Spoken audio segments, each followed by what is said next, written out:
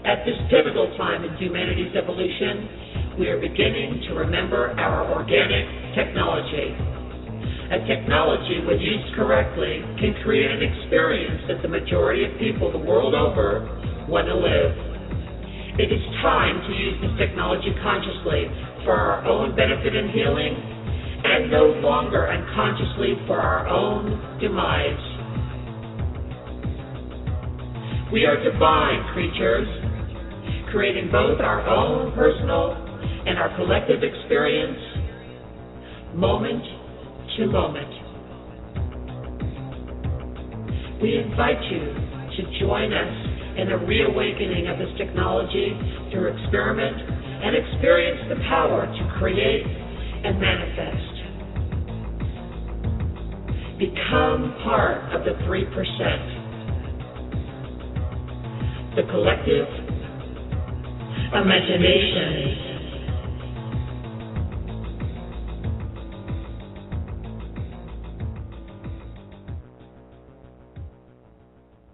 Welcome, everybody. I'm Lisa Harrison. Welcome to the Collective Imagination Show for this week. And I'm sure it's going to be another fun-filled, action-packed program. We have lots of people calling in to share their stories, give some updates on what's been going on in the world and in their world over the last week. And I just wanted to share with you my feelings last week after last week's show.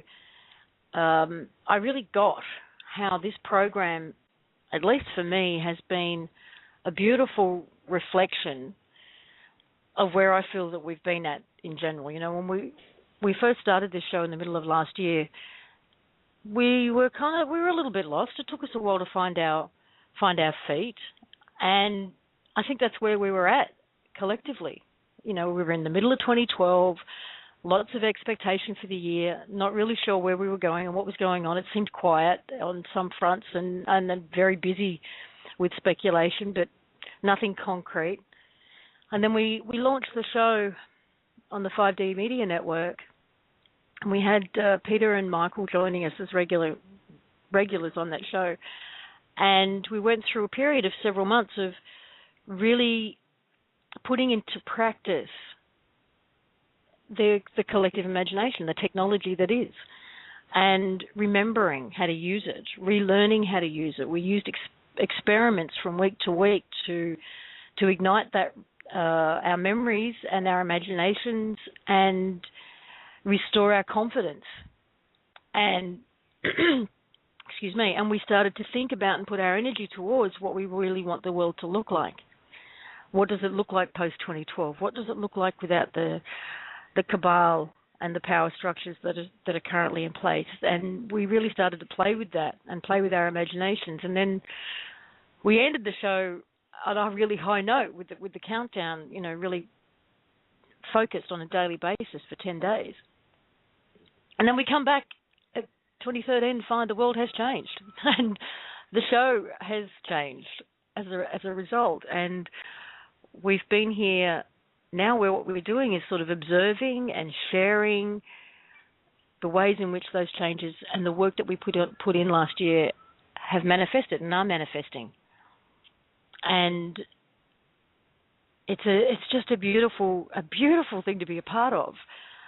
And this year we will also be, and I know that we're going to have some really great things to talk about over the next coming weeks, because those of us in the crew here are experiencing insights and actual physical experiences about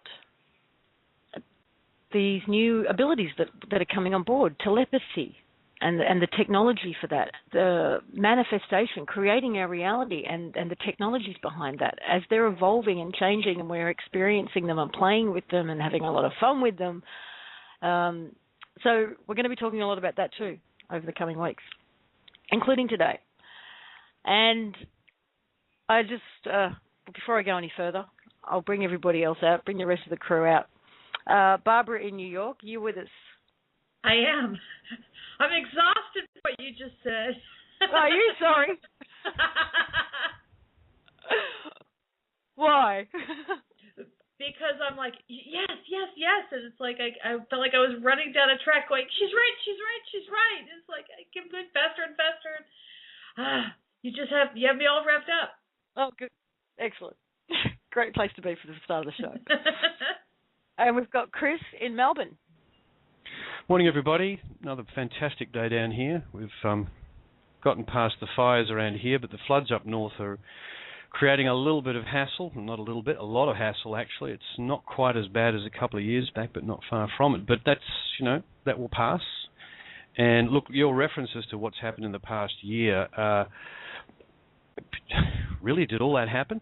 It seems, it just, as I said, I think, in one of the shows last week, think about where you were a month ago and the things that have happened since with the OPPT.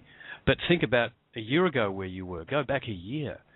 And that's a different universe to me. Quite extraordinary. It's a whole other reality. And the rate of change is going vertical. If anyone's heard of the Kurzweil singularity, where the rate of change goes vertical, I think we're not far from it. I think it's about to go ballistic. So hold on to your hats, folks. Hold on to your hats. Yeah, speaking of the Queenslanders, unfortunately, a lot of them are still in recovery from what took place 2 years ago, and now they've just been hit again. So love goes out to them, to all of them. Indeed. And Bob in Pennsylvania. Hello, everyone. And if everyone can't recognize my voice, it's because I have a new microphone. Thanks to a gifting from Lisa. Thank you. And I can only echo what you guys said. More is happening in a day than what used to happen in a year 5 years ago. It's crazy how things are developing, and the physical things, we're going to talk about some of that tonight, but it's just it's an amazing time to be alive, and I am glowing with effervescent light. Oh, I can just imagine it. We already have some people on the line waiting to come through, so I think we actually have Lois Tucci again with us. Lois, are you there? Yes, I am. Ah, lovely. I'm glad you could join us again. Well, thank you. And I'm not sure who else we've got in here. I'm going to have a try. Who's area code 707? Hi, that's me. I'm calling with a question. Oh, okay. Are you ready to take a question? Sure, let's go. Okay. Well, on another program you were talking about how the One People's Public Trust gives us the financial freedom to do what we want with our lives. And so I'm wondering how and when can we actually get funds to actually be financially free to to make that a reality. Lois, do you want to take that one? Well, there's still a lot that has to happen before that comes about, but it's not going to be like we envision. It's not going to be monetary. It's going to be probably more of a digital type thing. But Heather has more on that than I do, so that's all I can add at this time. But it is coming. Do you have any idea, like, how Sorry, long caller, that will what was your name? Deborah. Yeah. Things are happening very, very fast, and I'm sure, as you can imagine, there's a lot of infrastructure and, behind-the-scenes goings-on that need to be put in place, and we also need to be, as the general public, we also need to be well-informed about all of our options in order to make educated free will choices about how to move forward and what to create and what it's going to look like. And we don't know enough yet. The information is still coming, and it's going to come in thick and fast over the next few weeks and months. And I mean, I know firsthand how much everybody is hurting. And we all want a solution yesterday. But jumping in too soon without enough information and without the proper infrastructure, isn't really going to serve us in the long run. So, as much as I hate to say it, hold tight. And Lisa, that people are predicting a lot of things out there right now. It's going to be this time. It's going to be that time. It's just not set yet. It's done, but it's the release of everything. There has to be other things done. I think there's one more thing that has to be done before it's completed. And I think to a large degree we'll know once it's done. Yes. There are some aspects of it that once they're done, that's when we'll find out about it. And there are many others where our contribution will be needed. So information and awareness is what we all need, and education. So it's going to be a bit of a process. Okay. Well, thanks a lot. No, you're welcome, and thanks for calling in. Okay. Bye-bye. Bye. Do you think I answered that okay? Is that pretty accurate? Yes, that is really accurate. Oh, good. And we've got area code 316. Area code 316. If you're in the queue, just say hi. It may be you. Hi, it may be me. It's Suzanne. Hi, Suzanne. How are you? I'm fabulous. Great. Did you have a comment, a question, or are you just listening? Or no, I'm hanging out, listening. It's good to know I can pop in a question if I need to, if that's okay. Absolutely. I'm processing a lot of information. I think that goes unsaid for all of us. It does, yes. Well, just mute yourself if you don't mind, so we don't pick up any background noise, and you can unmute when you have a question. Okay, if I have...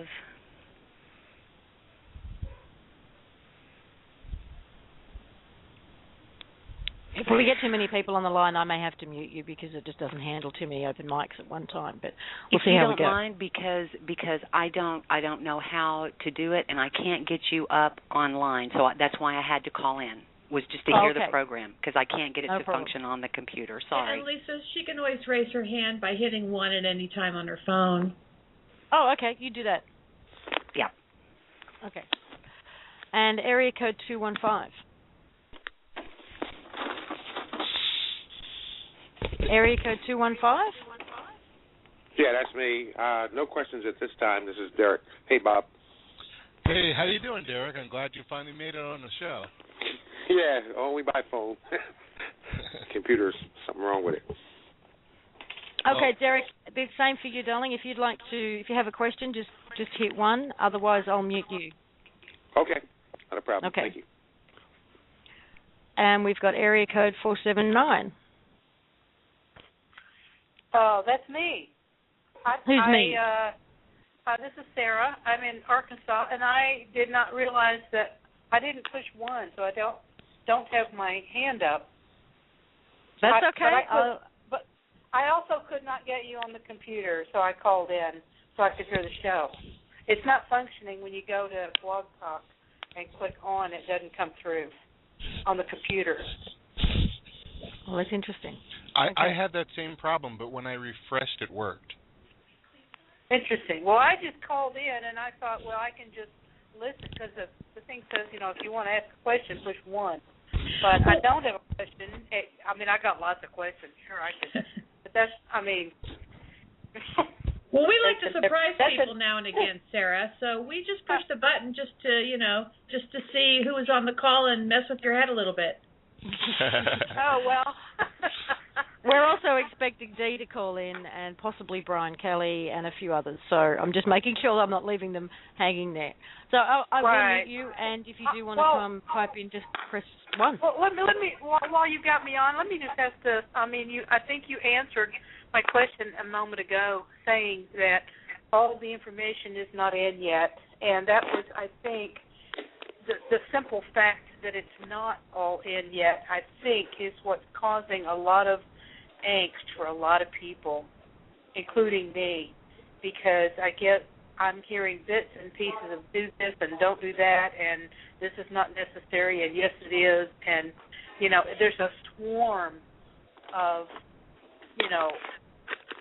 stuff that people are trying to sort out that needs to be addressed by somebody in the know, besides, the all of us trying to guess, and because there's a flurry building. I can feel it, and I'm in it, and I'm just as confused as anybody, and I am under the impression that the biggie has been done, and it's just a matter of letting people, getting the masses to understand it.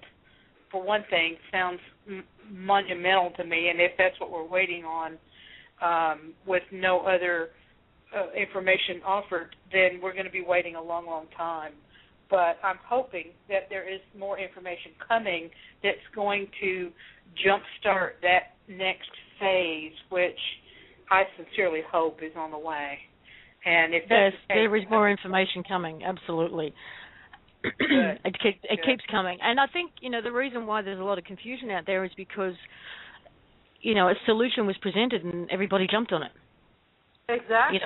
And tried to, I guess, do what they've done in the past with previous attempts at this kind of thing, And there are several different layers of things going on at the same time also that are confusing people, and I see multiple layers myself where I can see this one's partially true, but you put another one on top of it and it wipes that out and changes it.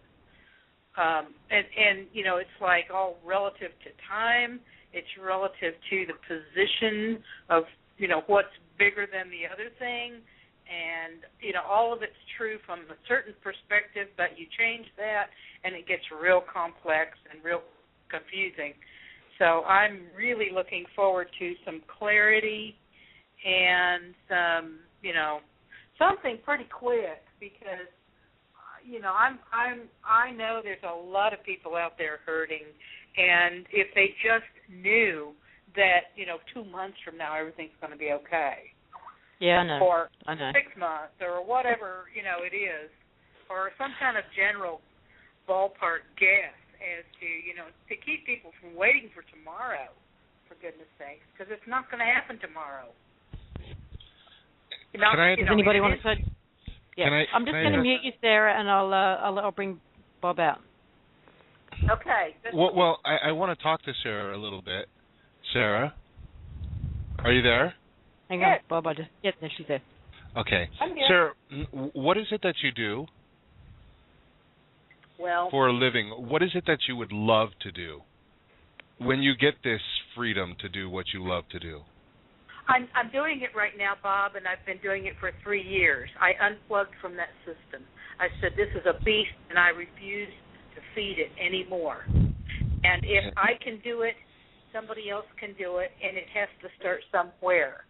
I don't mind being the first one, and I will jump out there. I will jump off that cliff and wait for the angels to come and pick me up, because you don't see the angels until after you jump off. That's right. And I have seen those angels.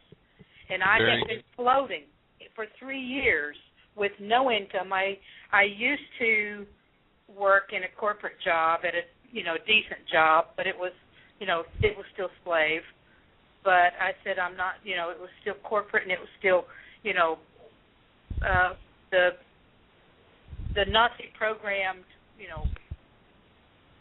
Don't get me on my soapbox. What I was it? Unplugged from that. What was it that motivated you to leave all of that behind?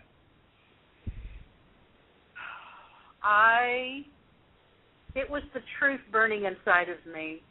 There you go. That I knew all along. I have been a seeker for 25 years. I've been awake most of my life. I'm 61 now, and I have. And I imagine your life has changed dramatically since you made that choice.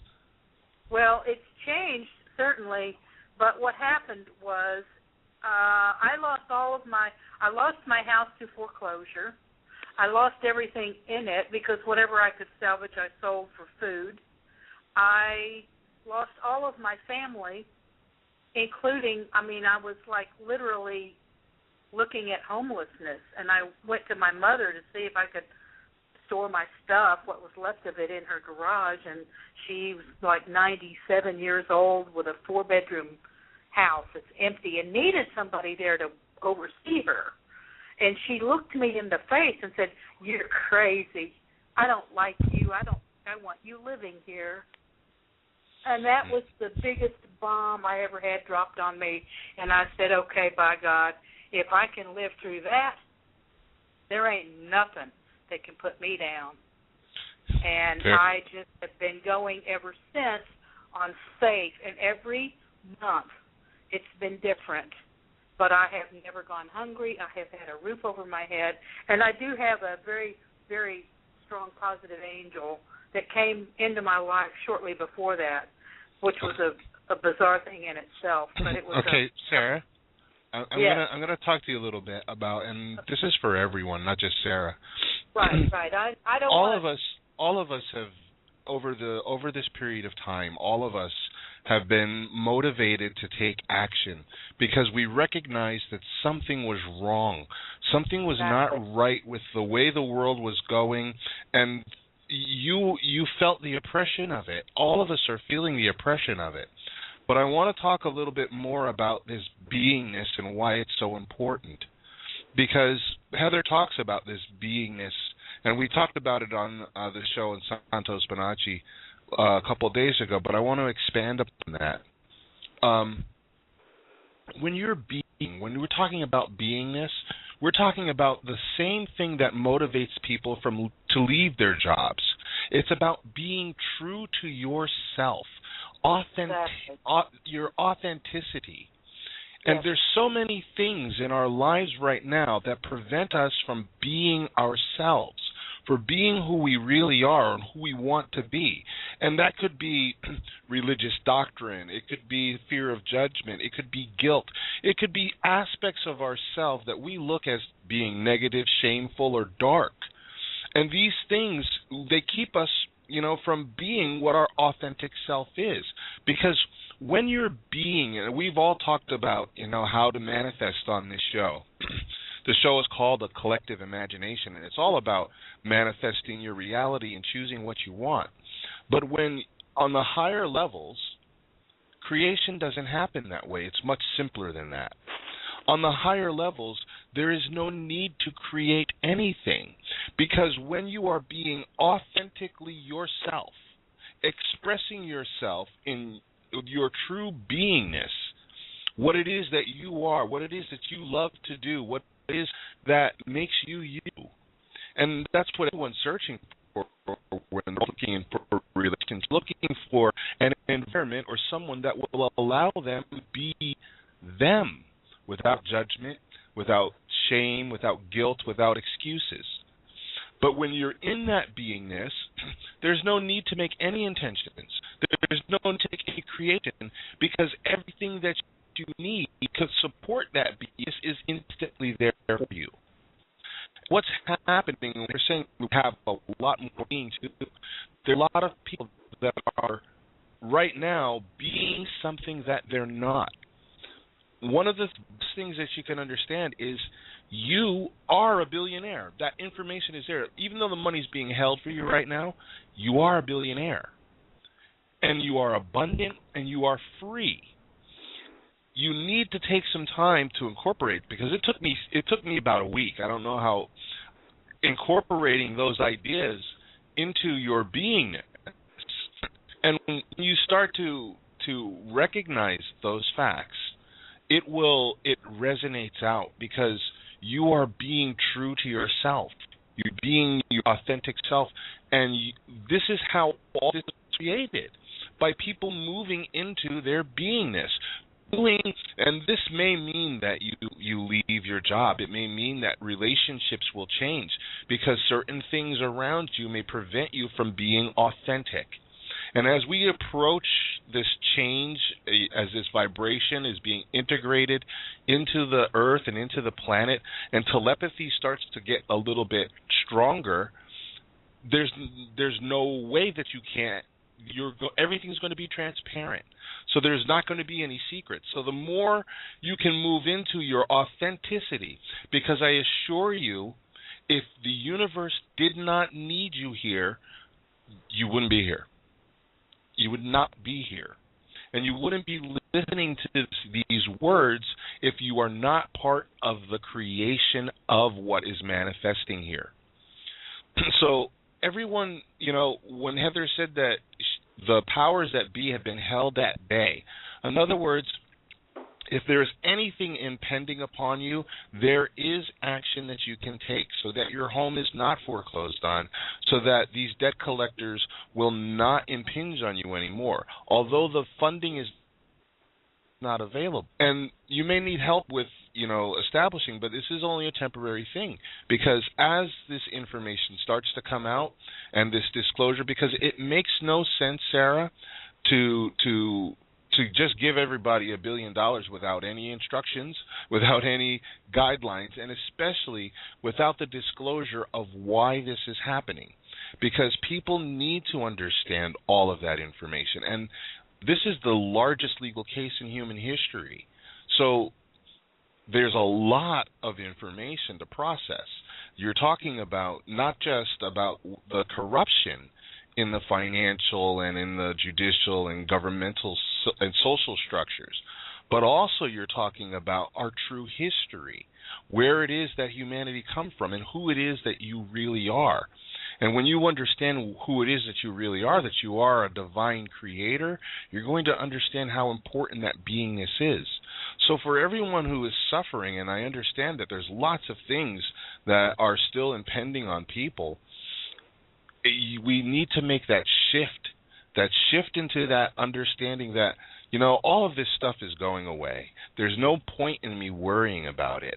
I know that I'm free. I know that I'm abundant. And then you take action from that state, not from the state of, oh my God, what the hell am I going to do? I'm going to lose my house. In that state of being, that's an uphill battle. But now there's information there available for everyone, and it's clear and it's perfected that those powers that be are corrupt and they are engaging in a breach of trust against the people. And they have been terminated, foreclosed, caused to exist, done. The resources are in the name of the people. Embody that. And once you start to embody those ideas, you will see the transformation happen faster. And I invite everyone to step into that beingness and that act of unconsciously creating, because there's no need, because you're being authentic. You're doing what makes you happy. You're feeling what makes you happy, brings you joy, and in that authenticity, things manifest hundreds of times faster than doing it the old way. So everybody needs to process those things that prevent you from being your true self, that prevent you from stepping into your authenticity. And it's very, very important. It's extremely important. And this is what Heather means. There's a lot more being that needs to be done. Well, thank you, Guru Bob. That was brilliant. Yes, beautiful. Now, I think we've also got Lois and a couple of the others wanting to come out again. Before you do type in there, Chris, I'd like to just bring Lois out again. Sure. Lois, you there? Lois?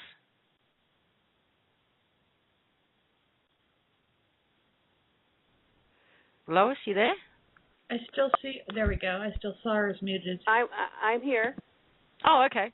Can you hear me now? I can hear you now. Oh, great. I agree. The beingness is very, very important.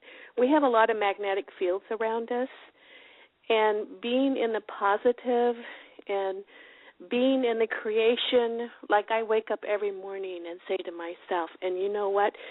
All around this world there's always morning, correct? When you wake up in the morning, what am I going to create today? What do I want the world to be? Is a real important question to me. What energies am I going to play with today? What energies am I going to notice today? Because we have to get into that realm of knowing that everything is alive, everything. Gold, silver, walls, chairs, everything has energy. And when that magnetic fields are in a negative form, it'll collapse on itself. It'll destroy itself. So you don't want to be in the negative. You want to be in the positive and always creating and knowing who you are and knowing that back to Prime, what source, and he has free will also, what source wanted for us and what source created for us. That all has to go in and has to come to your knowledge, and that all will come. Does that make sense? Yes, it does. Absolutely. Beautifully said. Now, Chris. Yeah, I just wanted to add a few comments to Bob's train of thought, is that this event will happen when we're ready for it. The conversations that we're having on this show, the conversations you're having with your friends, the energy that's generating is what will actually bring the next event to fruition. And this is exactly what Bob and Heather are talking about. Embodying what it will take to live in that realm will create that realm. Yeah, the process of creation is ours, and it always was. And understanding that and accepting that, step one, and then actually taking that space and being there, that's what will get us over the line. And as we were at the start of the show looking backwards and saying, wow, a year ago, we were different people.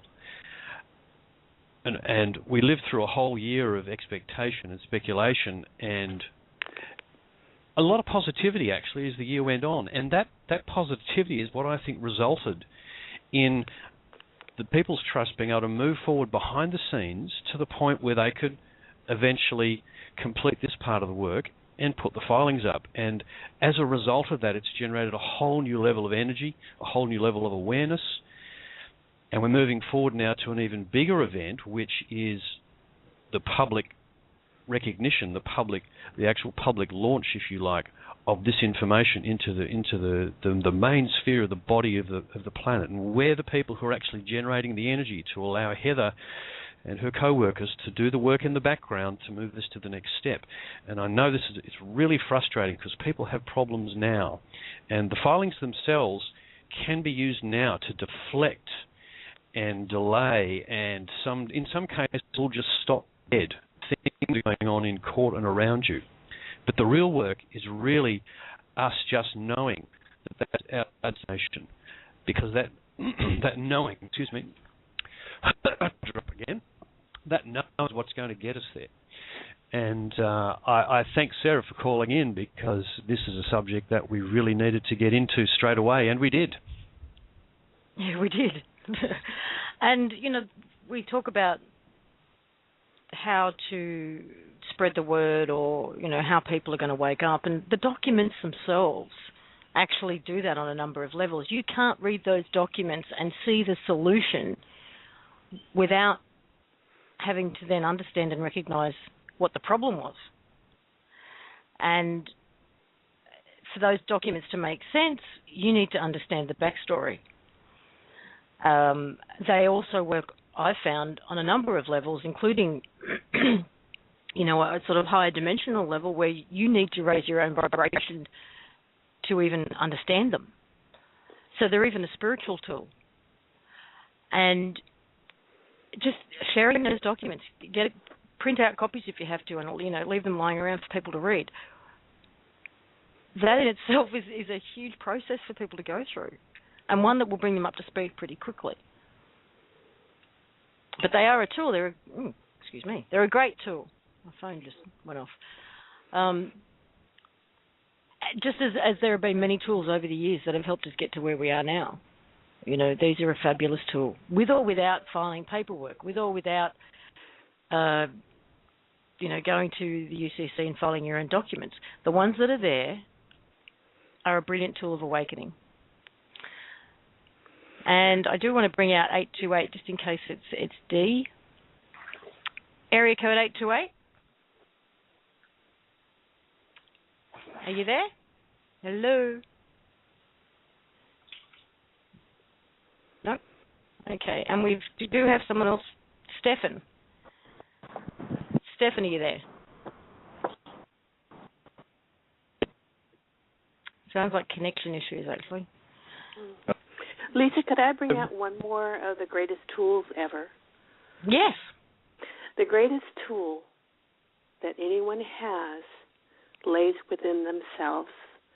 If you have questions or you want answers, all you have to do is be quiet, go within yourself, and ask, and this beautiful thought and answer will come across to you. That's the greatest tool you have because it's the direct connection to Source.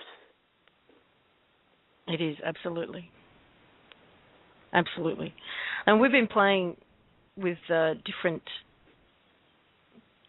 techniques for enhancing and practicing, and having fun with things like telepathy. Bob, you want to share what you've been doing lately? Well, I've been doing sending mental text messages. I just imagine sending a text message, whatever message it is that I want, into to whomever it is I want, and I mentally hit send, and I know that they're going to receive it, just like if I had sent it for real.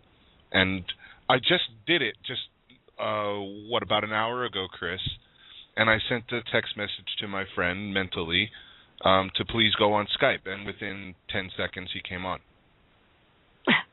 Yeah, that happened when we were talking. It's good fun. That is good fun. I love that. Now, we've also got area code 661.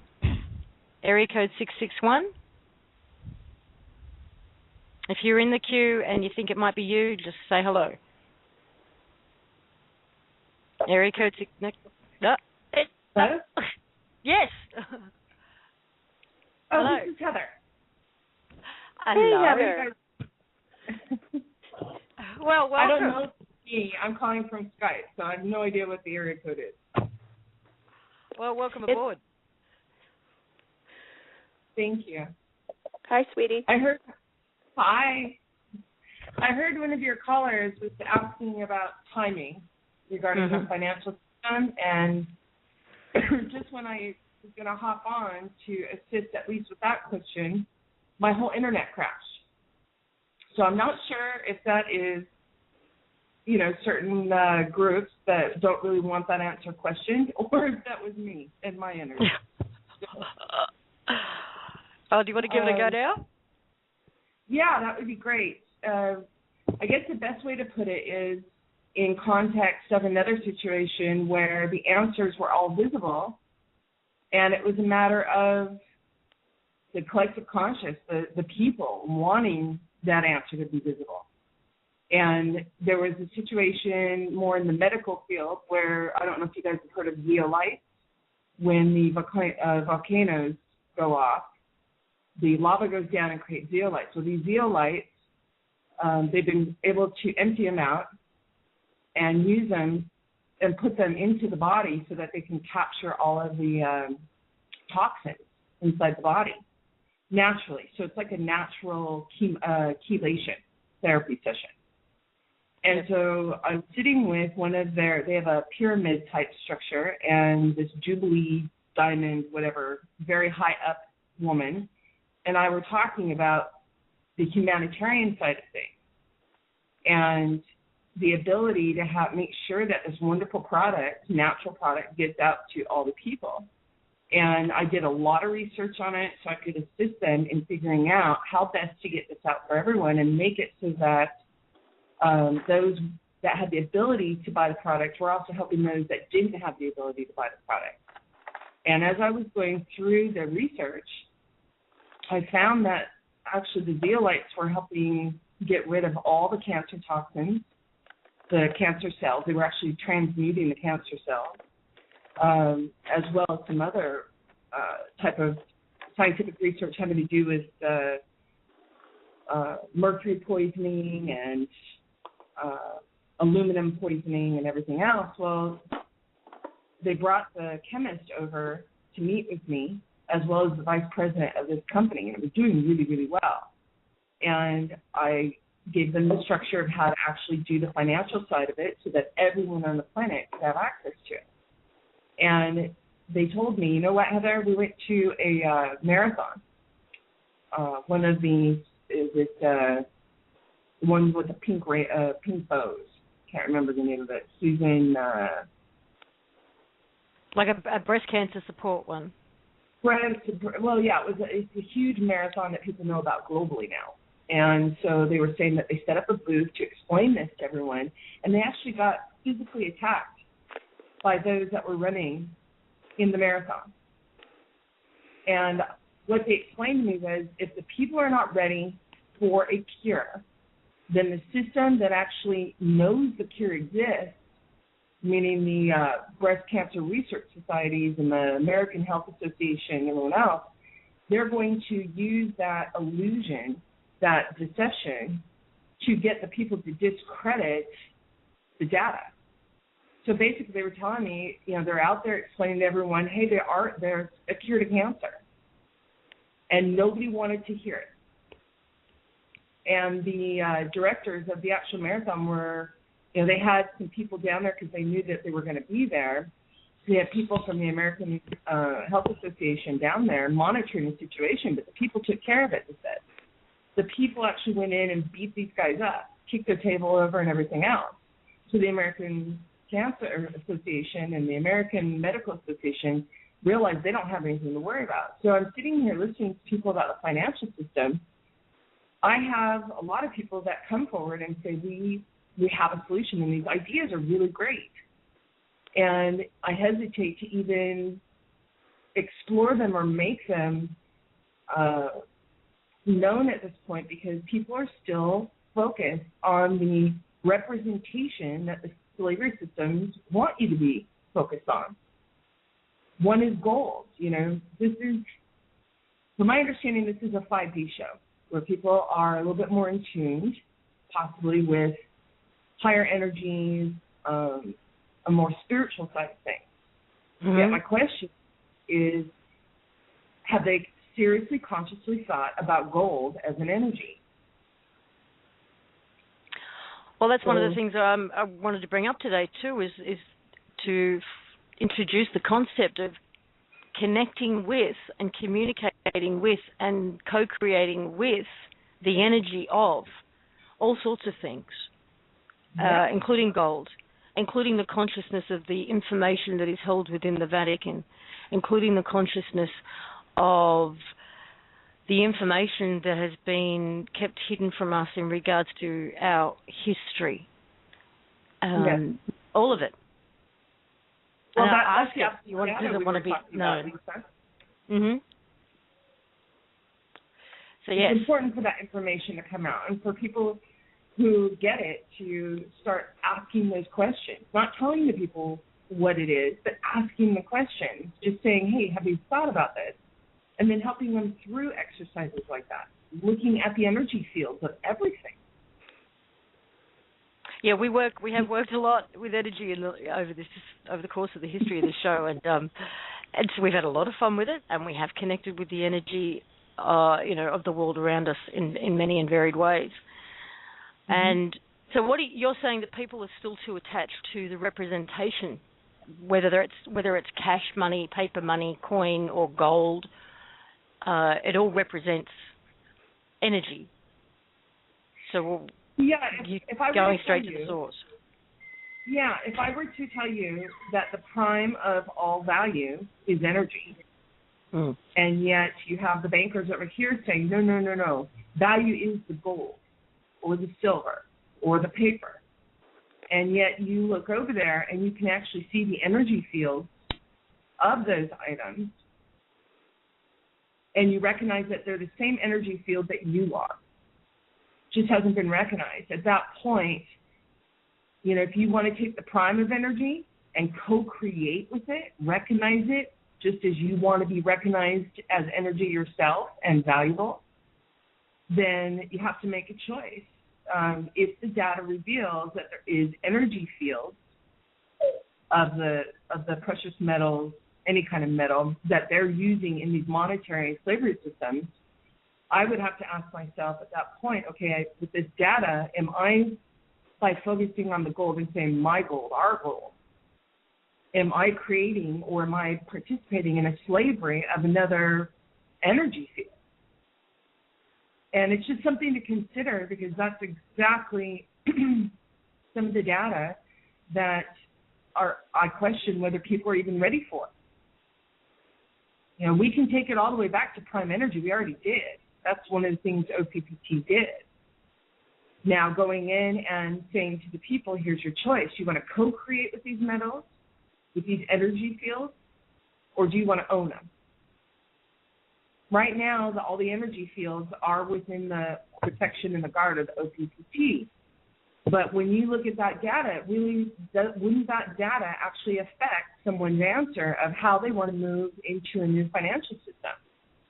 Because you can have one that is based on prime of energy and just do a digital system, or you can go in and say, no, I want the actual gold. I want the physical gold sitting in my vault. But at the same time, if it's an energy field and you're practicing basically something that we didn't want practiced against ourselves, so it sort of takes that whole question. It makes people think consciously.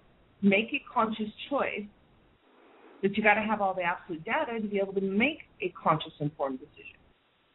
And that's the process we're going through right now. Otherwise, we would have already instituted the new financial system at this point. I'm just sort of waiting for the people, not waiting. You guys are doing in your being.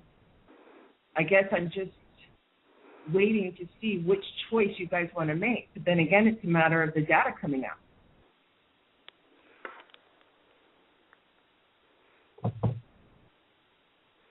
So the financial systems are there. They're already there. They're ready to go. It's just a matter of which choice people are going to want to make.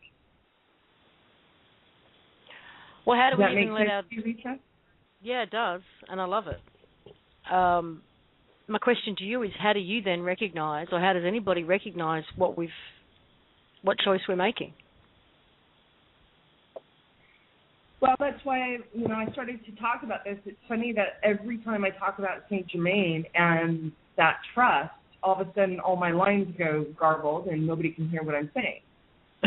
Well, we've got you loud and clear for now. So, that's what I was trying to explain was there are certain folks that know that gold is living energy field. That silver is a living energy field.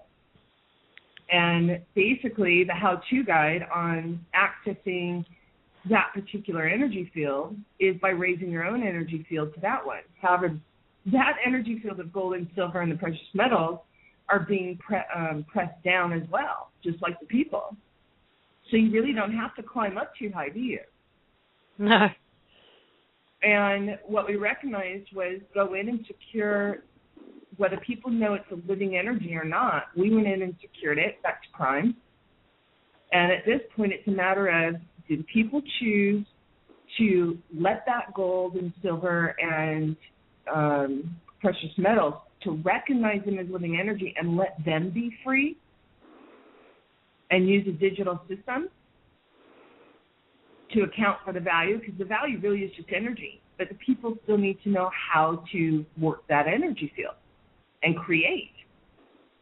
If it's a matter of people wanting to know how to get a burger on their plate, a tank of gas in their car, and a bag of bread in their bread box, if you are able to manifest those without having to use gold and silver, then what's the point of gold and silver? Yeah. Yep. Okay, so this how-to book, basically, if, let's say, the data shows Saint Germain and all the rest had the information to tell you guys how to access it all along, the education material, and they're working closely with the Pentagon or the international equivalents, which actually manage the education systems to the people.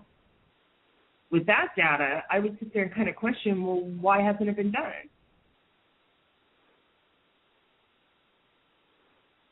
So it's really a matter of all these self-interests and special interests being ferreted out. Yeah. Who's operating at a who's operating at a pure level of energy, who really has the interest, the highest good of all in their intent.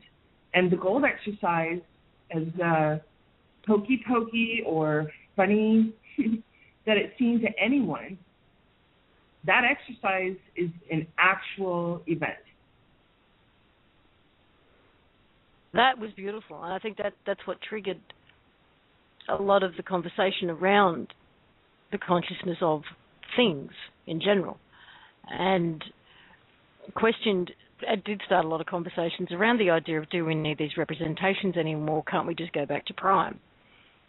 Right. And it's a conversation that absolutely has to happen, and has to happen on a wide scale. Mm-hmm. You know, we could have gone in a long time ago and just freed all of that energy. However, to get this into people's consciousness and have them make a conscious choice, I felt was very, very important. Yeah, it is. So that's where we are right now. That gold exercise is actually an actual event. And when I released it, it was to bring this into the energy fields into everyone's consciousness, but it was also a notice over to Saint Germain and the rest of what was about to happen. So, Heather, it's Chris here. Good day to you. Hope you're well. Hi, Chris. Just to clarify specifically what you're trying to say was that at the moment you are really waiting for us to make a decision between a system where we recognize that we and our energy are the value in the system and develop from there accordingly, or whether we want to stick to a representation of value, which would be to say, okay, gold is our standard for exchange of energy, because I have to assume that people listening to this show realize that the exchange of money in our system is actually a representation of an exchange of energy. That's really what's going on.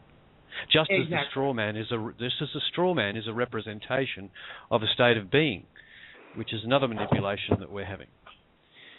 So, you know, if we can get to that decision point, you know, that's through the release of the absolute data, so that people really are equipped to make a decision, then we move on.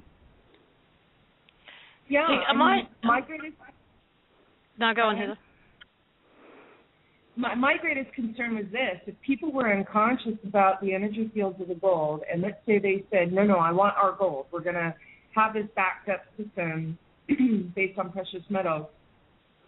You know, if you co-create with those energy fields, they'll do it because you ask them to, and there's this unified love grid system. Some people call it the crystalline grid. I just call it grid. And they would actually absolutely participate. They want to have fun. They've been so bogged down with the same shackles everyone else has. Yeah, the shackles may be around a different type of body part or a different type of being form, but they're still there. So my concern was this: if we went out and released all of this, precious metals and everything else, they'd miss the point. And I wouldn't want them to foreclose on themselves because they didn't have all the data. This is an energetic issue. This is a magnetic issue. Really, we could... Sorry, I'll just complete my thought. We could go... What I was really getting to is that we could go to a system direct from where we are, a system where there is no money. Yes. Just recognized energy exchange. You know, the ultimate barter system. Yeah, I mean, we could actually, you can do a digital, and it's backed by the prime energy, which is a truer, more accurate, and leaves less room for any jokesters.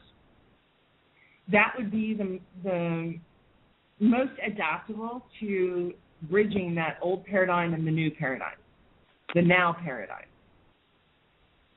Take the gold. So you take the gold entirely out of the equation as far as being a representation of value. As far as being a representation of value, yes. However, the gold and the energy fields of gold, silver, all the precious metals, anything any energy right now is so willing to co-create, and they're so excited about the opportunity to co-create.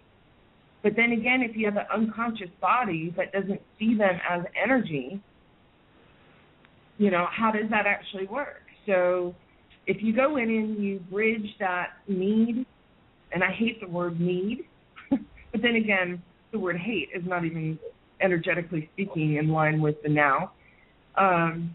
If you look at what people are expecting, they're expecting something that is not too far from what they've been enslaved with, as far as too much data overwhelming them and everything else, but they also want something that resonates inside. Yeah, I mean, I think you've both expressed what my concerns have been with the idea of having any form of representation of the energy, is that there's always the chance, perhaps, that that representation will always end up going back to being accumulated in one spot again, you know, by perhaps people who don't have, you know, the collective best interest in mind. And, you know, there are quotes throughout history of people saying that, you know, we could split all the money in the world equally amongst everybody, and then within 5 years we'd have it all back. You know, that 1% would have it all back, because they know how to do that. They've known how to do that. The information and the level of consciousness that goes with that hasn't been dished out at the same time. So if there are no representations, then there's very little, as far as I can tell, ability for corruption. Well, I mean, if you go and recognize everyone's value is their energy. Yeah. Everyone's more than the sum of what they've produced. They're everything that they are just being. So all the thing is, these great people, I work a lot with these DARPA boys. We call them DARPA boys. They worked for DARPA. All of their inventions that they pulled down from the ethers, because most of them are very, very spiritual. And they will tell you they ran off because all of those that they created for the highest good of all, for everyone to benefit from, got buried, stolen, or otherwise just taken. And at this point, it's a matter of recognizing everyone's energy. Anyone can go create. It doesn't have to be, you know, some Einstein or DARPA type of project. It could be as far as creating a community, such as what you guys allow me to be a part of every day at this point. And watching that energy just manifest, and opportunities find and manifest visibly for everyone to experience and implement if they choose. So creation and co-creation, we are the value. So if you have a digital system that recognizes that and makes it so that you can actually show a paper trail, so to speak, of the exchange of energy, until at some point you no longer need that, because it's just a straight-on exchange. The record is in the energy pattern itself. Yeah. Yep. Yeah. I'm with you. Understood. It's like, you know, we're entering into a whole new game. Like, this is a whole new game, and if we don't have the instructions on how to play, there's no point in playing. Well, see, that's the point. When I tell you guys, you have no idea how much your being and your doing impacts and has an effect, because that was the one thing in all my travels and all my experiences that all the powers that were, quote unquote, on this planet were very, very weary of, was the people figuring out the power that they had. So there's a lot of different types of implementations we can do on the financial system, all the way from slavery to the more pure form of prime energy and acknowledging, honoring integrity of prime. But it's a matter of, you know, do I introduce all those? Because right now people are in such a hurting position because of the old slavery systems, there's no fun in them. There's no energy that is unshackled at this point in some of them. So meeting people like Lisa and you, Chris, and Dee and AK, American Kabuki, and all these guys, and Kapele, is the energy, watching you guys and watching it just unshackle. When that happens, you're able to assist others as well. Your blog talk radio shows, your blogs, your emails, all of that is helping and assisting people, and I don't know if people recognize what that energy really is.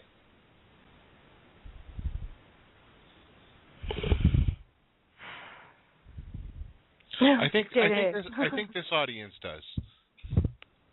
Right. Well, and that's one reason why it's probably the first time we've had an uninterrupted, ungarbled session of being able to talk about these things.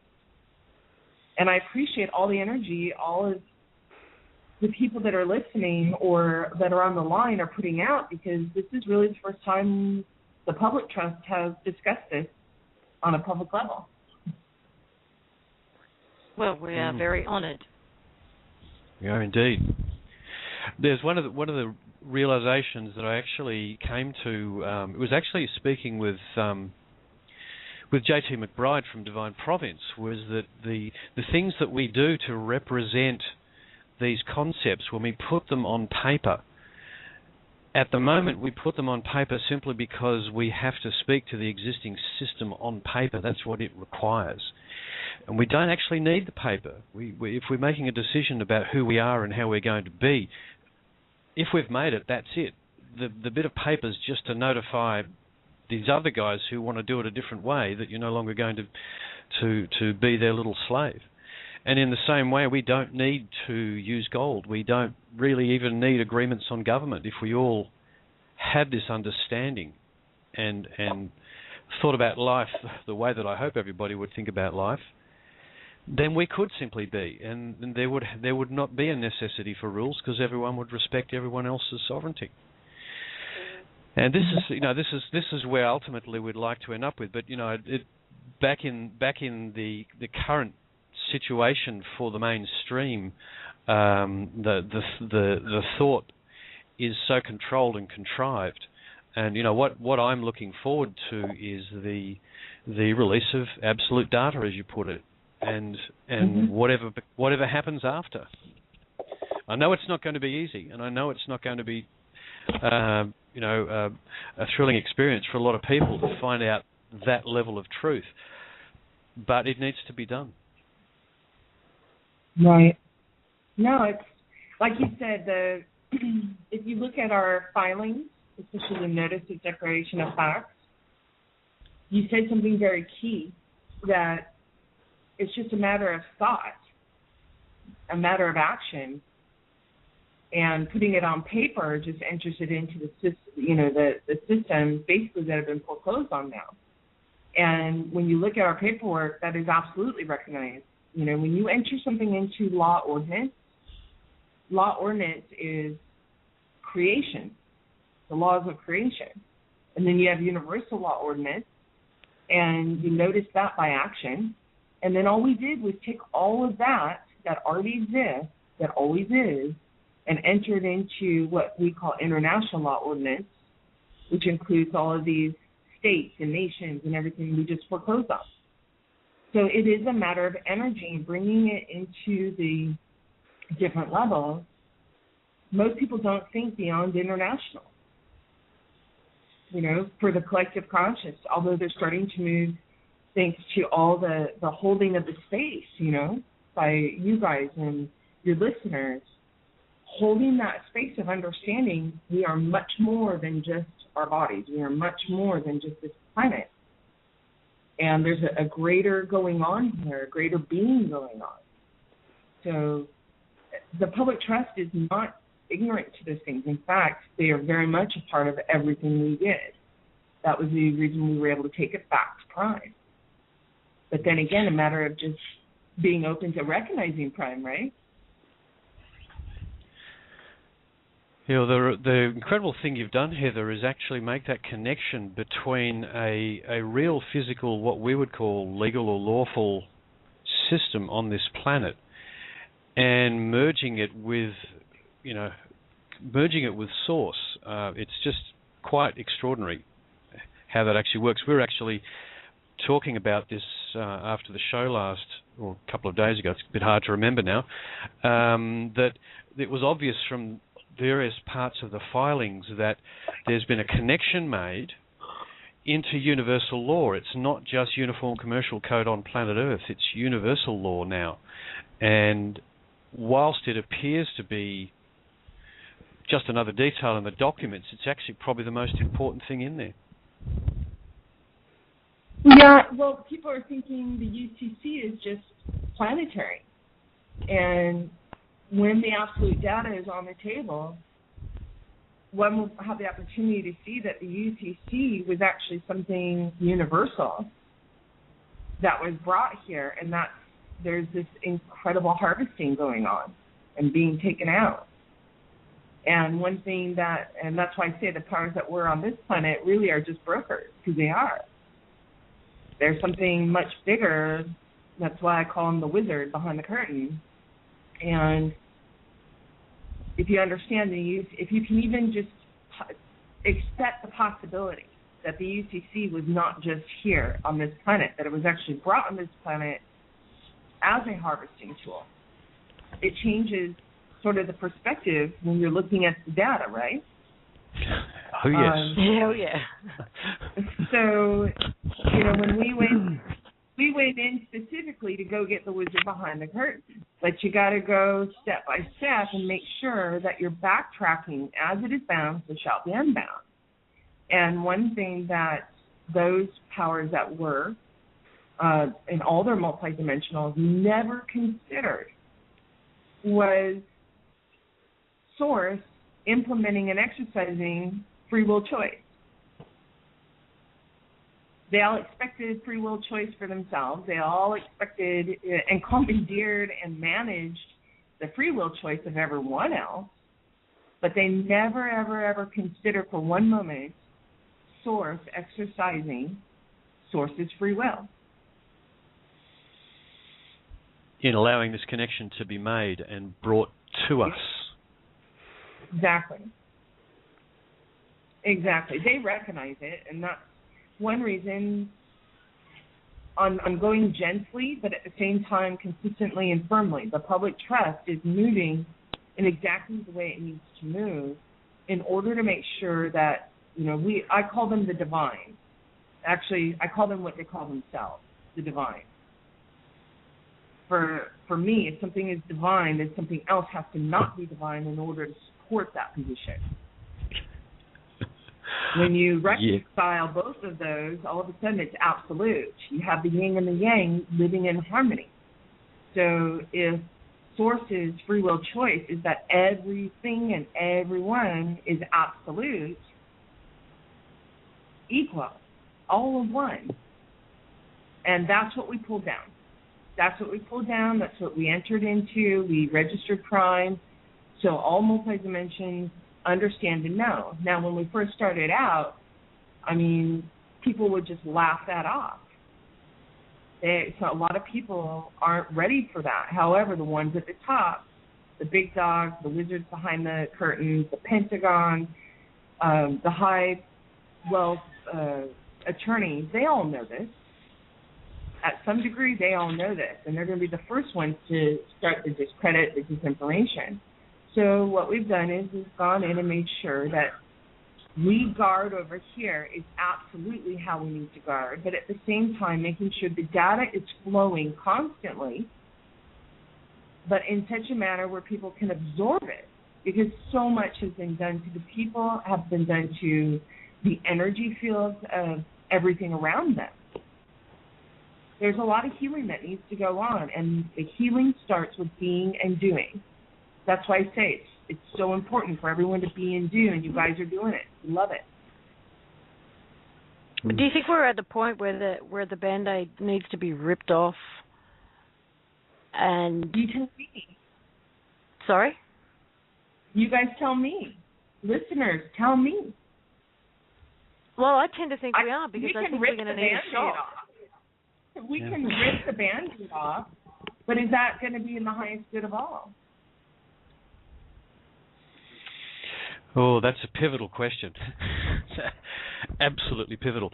I mean, my feeling is that there's a very large number of people on the planet who are moving to the level of knowledge that this audience has just moved to now, and that if we're not quite ready at this moment, there'll be enough of us.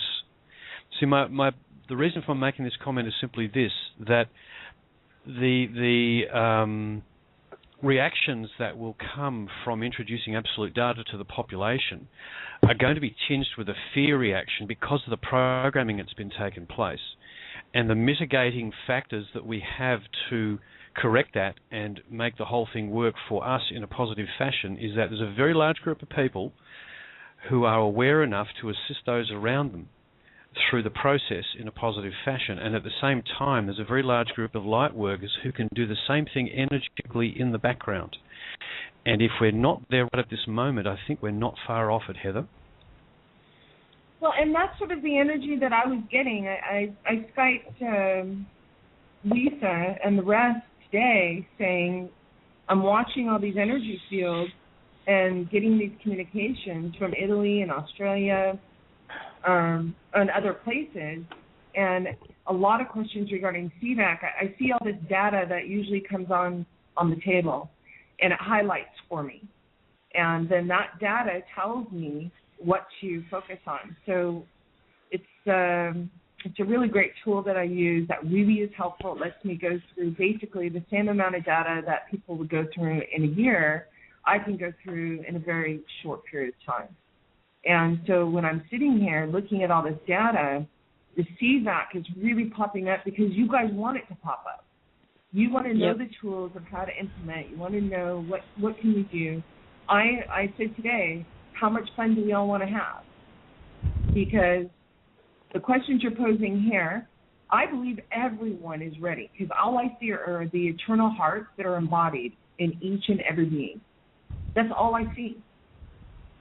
And they already, all those eternal hearts already agreed to the end game before the game even started.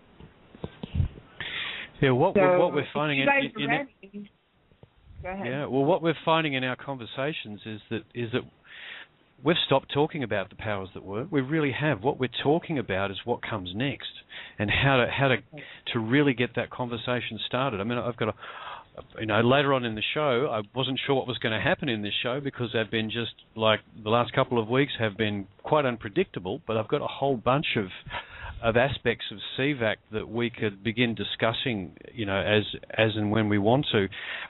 But with the added understanding from the last week that it's just an option that you've created, which is a placeholder for us to take a breather and get our level of knowledge up. And it doesn't have to be the absolute structure. I think it's a fantastic structure myself, and I think it's something we should build on.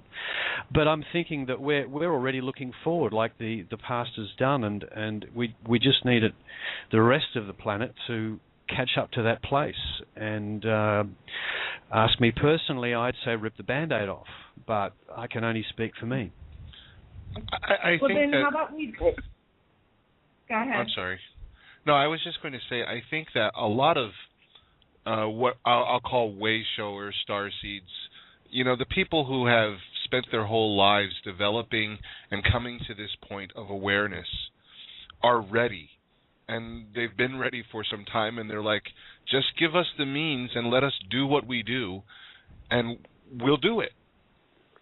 But a lot of them are feeling limited in what they can do. A lot of people have projects and ideas that they want to get off the ground, and they're mentally, spiritually, and physically ready to do the work, but financially they're encumbered. And they can't. There's this level of frustration, and perhaps that's that building of critical mass. I don't know, but there's this level of frustration that's building. I feel like Lisa had once said, we're pressing up against the edge of the bubble, and just like, please, just let us go and do what we do. Yep. Well, once the Band-Aid, someone just said it, only once the bandage is removed can the wound start to heal. And there may be many people who are shocked, but I think that process, once it's out and it's open, it's in the open, and you have the opportunity to look at it, it's a lot easier to heal than just having that knowing in the back of your mind that maybe you don't want to look at it, but you just know something's really, really wrong. And even if you're confronted with what that is, even though it's horrifying at times and as saddening at times as that can be, that's where you have to start in order to do the healing process. So sorry, Heather, go on. Hey, Lisa, can I jump in real quick? This is Brian. Hey, Brian. Yes, of course. I've been. Hello, everyone. Hi, Brian. Hey, Brian. I've been listening in for the last 20 or so minutes trying to catch up. It looks like everybody's covered a lot of ground so far already. But on the whole Band-Aid ripping off thing, I think I mentioned that the other night, and I agree. And I think that an important thing to note here is that consciousness has evolved so much over the course of the last few years, right? So at a deeper level, we sit here and we talk about people being ready or not being ready, and the honest truth is that there's a lot of people out there that if the ball dropped right now, it would catch them off guard. But I think that on a much deeper level, the people, whether they're consciously aware of it or not, are much more ready for this absolute data to come out now than they once were, because they've been preparing for it subconsciously and unconsciously for so long. That's why they're here. That's why they're here. So when that Band-Aid does get ripped off, and you all know I'm of the opinion, let's just rip that bad boy off and deal with whatever we want to call as potentially being collateral damage that will subside so much faster now than it once would have. So absolute data, we call it absolute data because it has to be absolute. You can't, anything less than absolute data is partial data, which means it's not absolute data. So I agree with what Bob and what Chris said, and Lisa, what you just said, is that there's enough of us that are awake and aware at this point, especially since September 11th, 2001 was a big one, right? Because it's not just your conspiracy theorists that believe that was an inside job anymore. There's people, I don't even know how many YouTube hits there are on that Loose Change video and all the documentaries about from the organizations, the contractors' organizations that have showed that it's absolutely impossible what happened for September 11th. That data is out there, and if there's a proper re-education process that's in place that has enough factual evidence to support that this stuff that's coming out is real, and you got to assume at this point that when absolute data comes out, there's going to be the mechanisms that are going to support it to help people understand we're talking about reality here and not some pipe dream. Because when I think of absolute data, I think global, and everybody has to, and it's out there for everybody to see once and for all. And the conversation that we've started when this all started around the 25th, 26th, 27th, I was thinking of the questions that I first wanted to ask Heather in our first conversation. And those questions that I had have evolved multiple cycles since then. And that was only a month ago. And we got a lot everybody was talking about the money and how much does everybody get. And now we're talking, this is much more spiritual, universal in nature.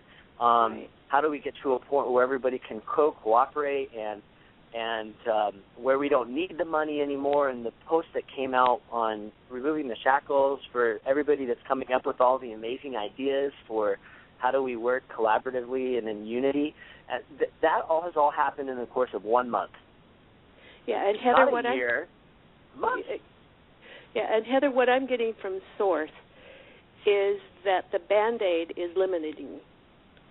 These need to come off where the energy can start healing. So I agree with everybody. The Band-Aid has to come off now. I'm just having a giggle to myself. Sorry, I'm just having a giggle to myself thinking about the idea of somebody thinking, the collective imagination's got a lawyer on the show. And tuning into this. and hearing you talk and just go, okay, so who's the spiritual guru? You know. Hey, we call Lois Mom, by the way, and whose job is it to rip the Band-Aid off, anyways? That's Mom's job. Don't make Mommy ask you twice. Yeah, it needs to come off. It's time for it to come off. Well, and that's sort of where all the data is highlighting right now. What, honey? Sorry, say that again. Oh, that's where all the data is highlighting right now, and that's why this morning I asked in the Skype room, you know, how much fun do you guys choose to have? Because I've got Italy who's ready to hold elections on their CVACs.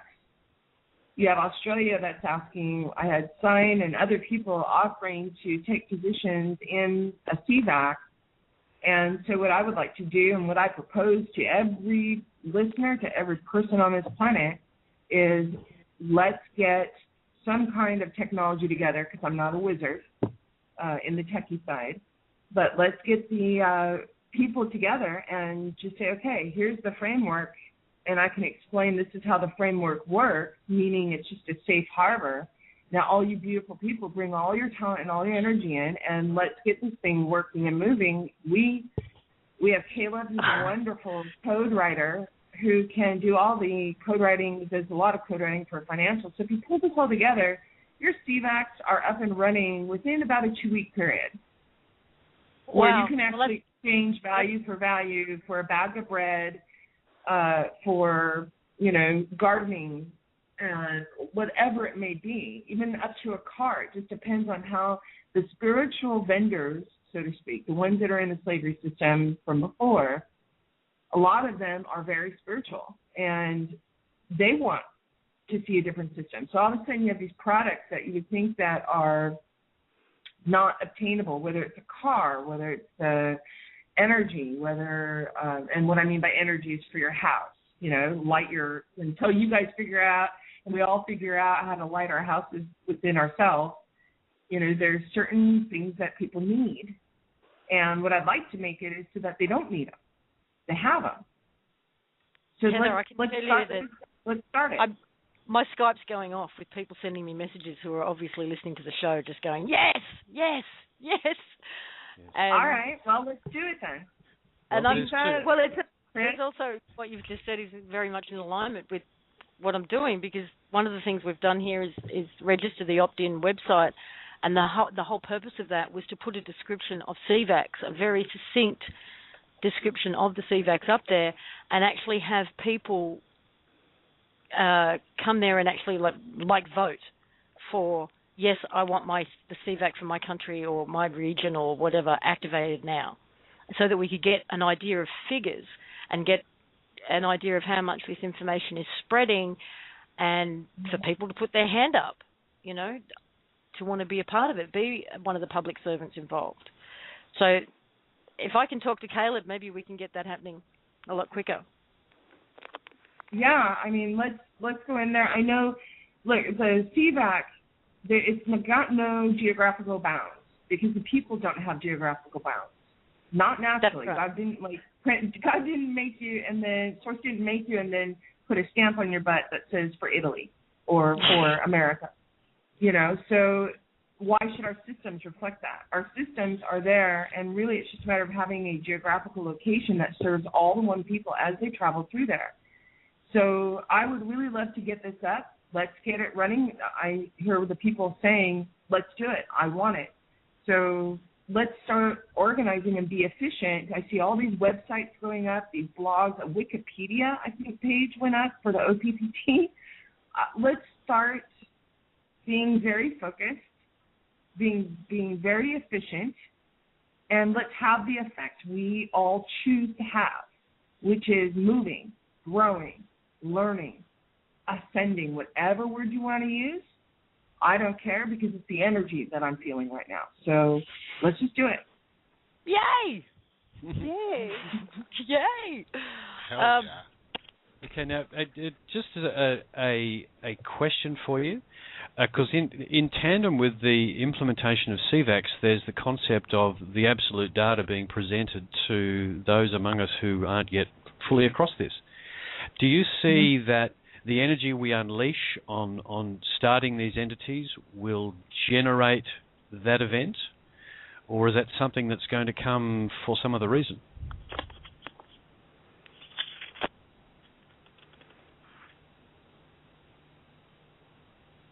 Heather? Heather, did we lose you? Yeah, we've lost Heather. Hold on, I'm pulling her in.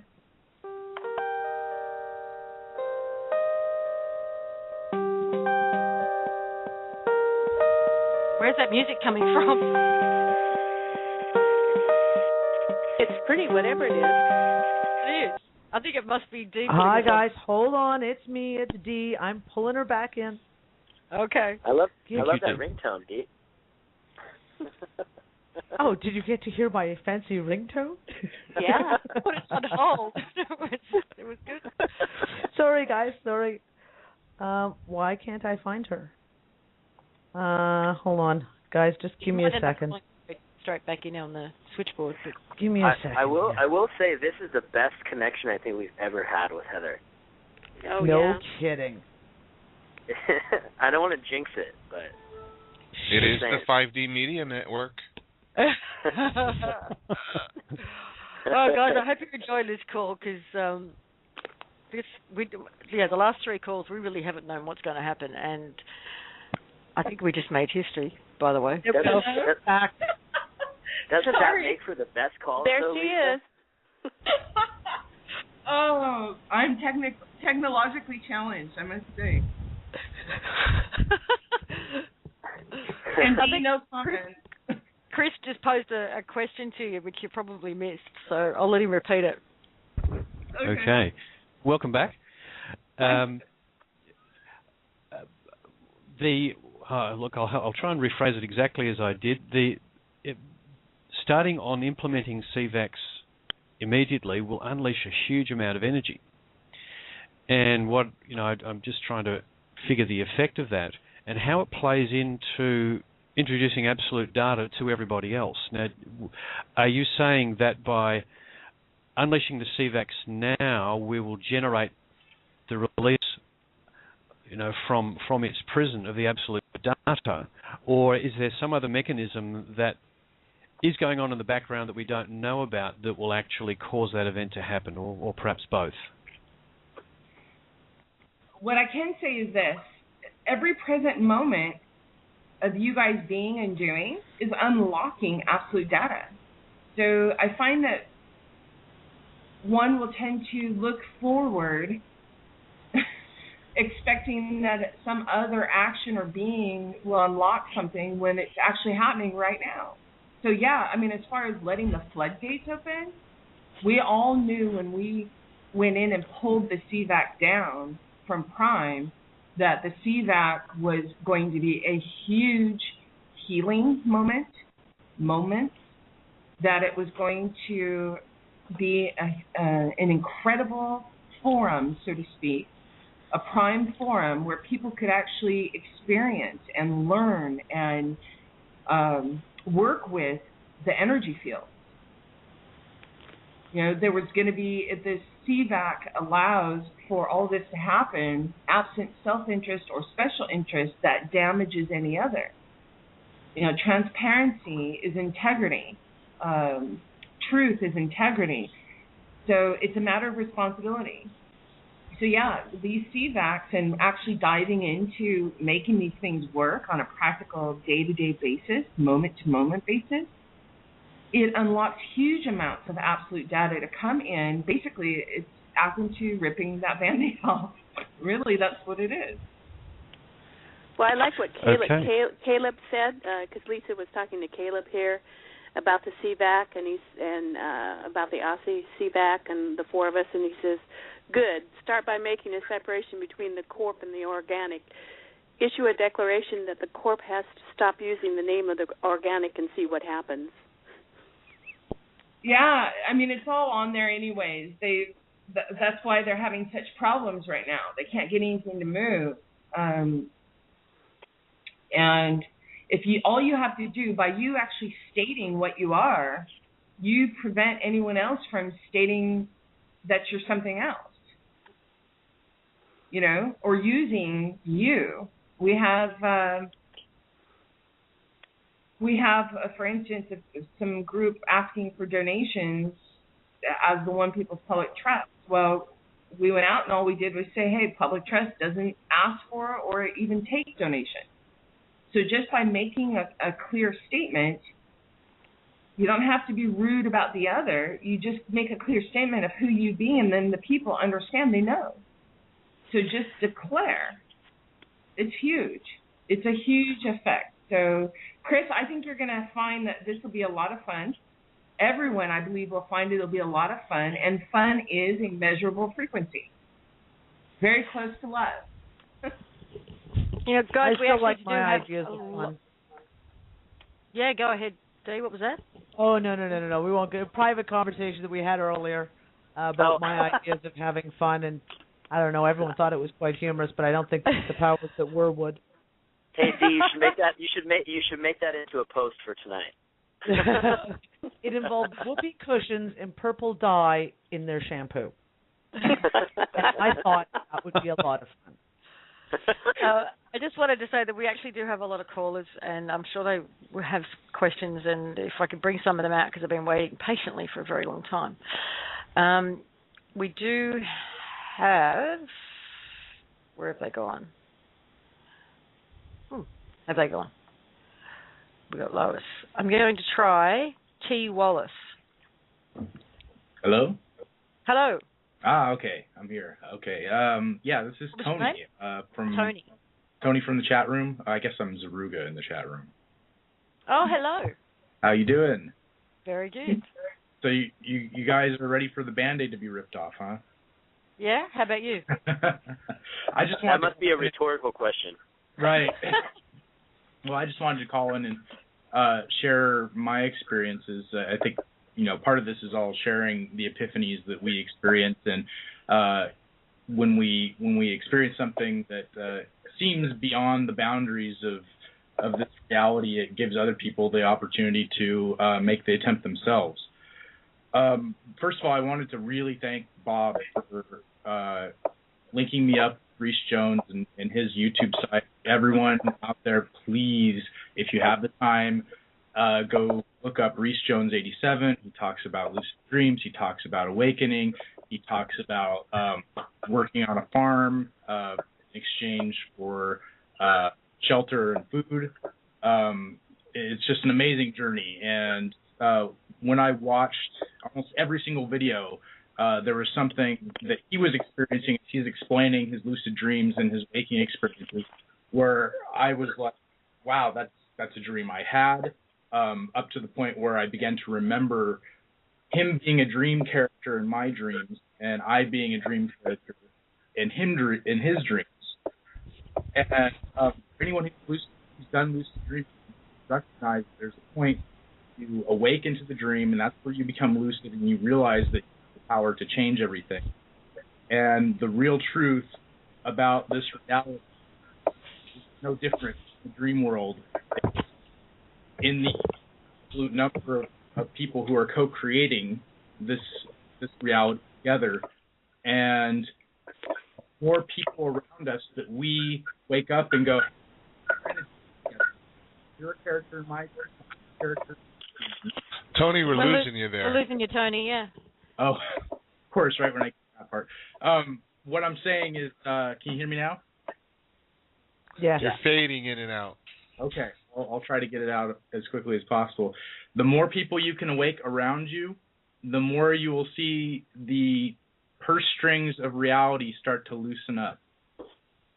And all I can say is get out there, look at the sky, start seeing the rainbows.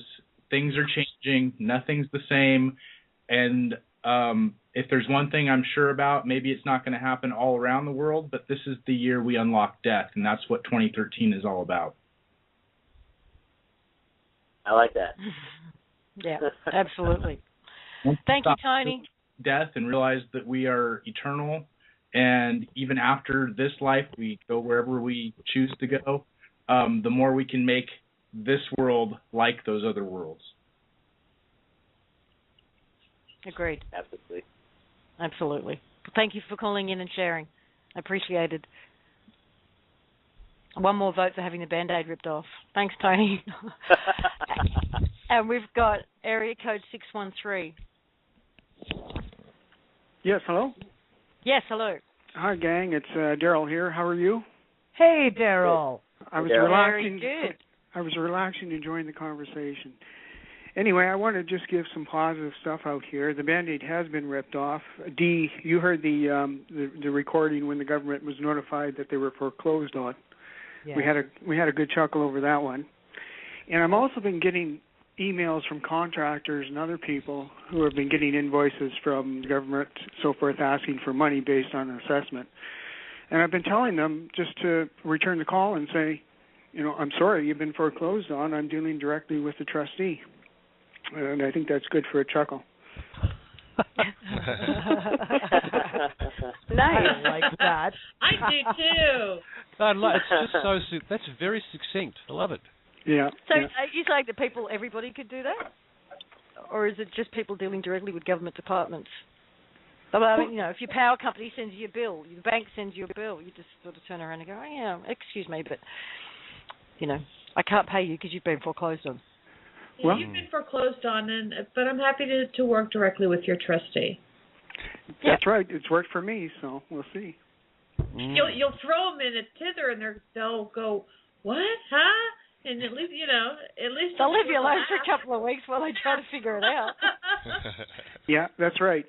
And some of the other, we are getting queries from lawyers. And so, Heather, your UCC filings are going into two courtrooms, one being the Superior Court and the other the Federal Court with a lawsuit against the Bank of Canada. So I'm looking forward to the results and what the judge actually does when these documents are introduced. That's wow. Yeah, Central Bank of Canada. Well, that'll be a new avenue that we've traveled down before with Bank of Canada. That's for sure. They usually used to be on the other side. Yeah. Okay. Well, I'll head off for tonight. Good listening to you. Thanks. Thank you, Daryl. Bye, Daryl. Bye. I'm just going to see if Susan, I think she might have put her hand back up. Susan, did you want to come out and have with another question or comment? Are we talking 316, Suzanne? Where have you gone? 316, Suzanne? That's the one. Is that me? Mm-hmm. 316, and you can hear me? I can hear you, yes. Okay, great, yes. This whole entire time, it seems that everything kind of centers around the public awareness, basically education and ways to get it out, and also goes to, that there's a lot of energy and all of us are kind of biting at the bit, ready to launch out. And it occurs to me we're definitely interfacing with a 3D. I'm sure I'm not alone in this, and ripping off the Band-Aid. From an educational standpoint, what I'm wondering is if anybody sees or comes across resources where we can actually start exposing a lot of people that really aren't aware of the system that they're in. That is coming about. All of this is coming about, but I'm hoping for compassion for those people that are truly blind, even to that they're in a system. Well, we've talked about this before, but I mean there are soft approaches. The movie Thrive is a pretty soft approach, yet it covers a lot of different subjects. Not necessarily a soft approach, and I've really been wrestling with myself about this because I'm one of those that has been frustrated for a long time and has been going, give me the Band-Aid, let me rip it off, please, just let me rip this off your eyes so you can see what I'm saying. So I'm all about ripping off the Band-Aid. Well, then you've got Zeitgeist, if you want to go a little bit harder. Honestly, Lisa, I feel like that I'm on the front lines with the 3D as far as, this is heavy lifting. I'm talking about some heavy lifting here. So prayers from everyone, please. And definitely they've been going out from here. I'm just thinking about education, educational format. And speaking of, whenever I listen to it, my exposure to this, and thank you, Lisa, for putting it on your Facebook, I listened to the conversation between Brian and Heather discussing it. And the whole time that I'm listening to it, my body is just vibrating. I'm feeling nothing but truth in this. And by the time it was over, I was laughing out loud at the utter brilliance. Heather, I have to say, utter brilliance. This is just brilliant. And I believe that it can be brought down to a concise presentation where it will resonate with people that are further in the 3D. It might not even be able to take the 5D verbiage. What I'm thinking is we need to speak in many tongues. We need to speak in many tongues. What was your name? Suzanne. Suzanne. I agree with you. This is Brian. The thing is there's when you look at the vast arrangement of people that are on this planet, you have a scale, right? You have the people that are, let's just say maybe the category of the people listening on this call and the people that are hosting the call that we would consider ourselves to be very awake and aware to the reality of all this. And then you have the people in the very opposite end of the spectrum and everything in between. So there's a lot of people out there that no matter what we show them or expose them, it could be blatant smacking them in the face with a bag of bricks, and they'll go down fighting looking the other way because they're so glued on the reality that they live in that they don't want to hear it. They're happy and they're comfortable, or they're let's just say conditioned to the reality that they're living in now, and they're fighting, kicking, and screaming. So I was just like you. I still am just like you. I want to wake everybody up around me, but I also have come to the point where I realize that it's not necessarily my job to wake everybody up. I could send, I could put information in front of people, the little bits. Hey, go watch this movie, Thrive. See if it opens it up, and if they come to me and they ask me questions, then I'll expose them more to it. My father is a great example. I pointed them in the direction, and he's a skeptic by nature, and all of a sudden he got addicted, and he started going and doing all his own homework, his own research. Now it's crazy. I opened my email, and I got emails of all sorts of random stuff he's found online about news events that are coming out that are exposing how deep the rabbit hole goes, and he's just in it now at this point. So we all want the same thing you want, and the problem is there's no real easy way to do it. Right, and what I'm saying, I guess, now is and what my whole line of thought and all these notes that I took while Heather was talking in the whole nine yards was before we all decided to rip the Band-Aid off. What I'm trying to say and not saying very well is that I have found, just like you with your dad, there seem to be specific little triggers that I have found that work very well, and in that there are so many of us, and we do have a tremendous amount of energy that we've kind of been holding on to and just processing all the data and kind of getting ourselves adjusted to this incredible information and all of the information. Things like just the simple means of a 5 or 6 minute clip that explains the birth certificate system, for example, for Americans. Just that one little 5-minute light bulb makes them go, well, of course that's how it is. I didn't, it's just one huge glaring light bulb. And hopefully there's a lot of healing in that, because I also have found that people have to process the anger in the truth that they see in that 5 minutes. And from an educational standpoint, if we can hone in on those little 5 and 6 minute things that explain the system that people are in very concisely, it is just triggering lights all over the place. This energy is loose. It's there. There are things happening. I'm seeing it. I know all of you guys are seeing it. I agree with Brian too.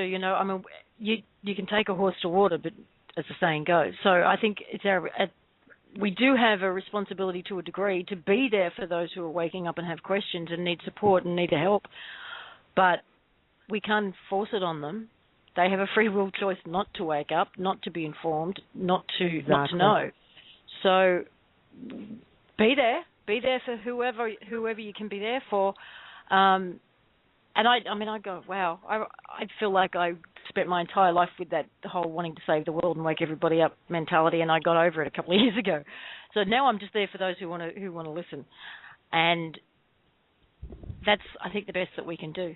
Well, Lisa, Suzanne does have a good point when it comes to short 3 to 5 minute, pieces of information. That's how we consume data now. That's how we consume information. Yeah, yes. Just little snippets of information. And I'm sure that there are dozens of mini topics that could be put out there that way, so that as people are looking, they would find these little video clips or audio clips and consume them in bite-sized pieces until they finally feel full, instead of, shoving a whole meal down their throat, just giving it to them one bite at a time when they're ready. Yep. I don't think that everybody is as ravenous for knowledge and information and data as most of us or all of us here now in this conversation are. But they are taking it in bits, and I do believe that there are, as a matter of fact, it's amazing the gifts that I found in just the guidance that I went through today, and just found little golden nuggets, and I've just been trying to put them out there, and trust that the person that's looking is going to catch a 3 to 5 minute, 6 minute clip, and receive a light bulb. I'm just handing out light bulbs. I'm not trying to force anything on anybody at this point. The energy has completely changed. It's trying to hand out light bulbs in any way that I can find to do that. I agree, Susan. I think that when you can put together, like you're talking about, something that's short and succinct, very factual, here is the facts, you give it to people, and like Lisa said, either they drink or they don't drink. And if they don't drink, then that's their free will choice. But I think that the idea of having those is an excellent one. I think it's a very good educational tool.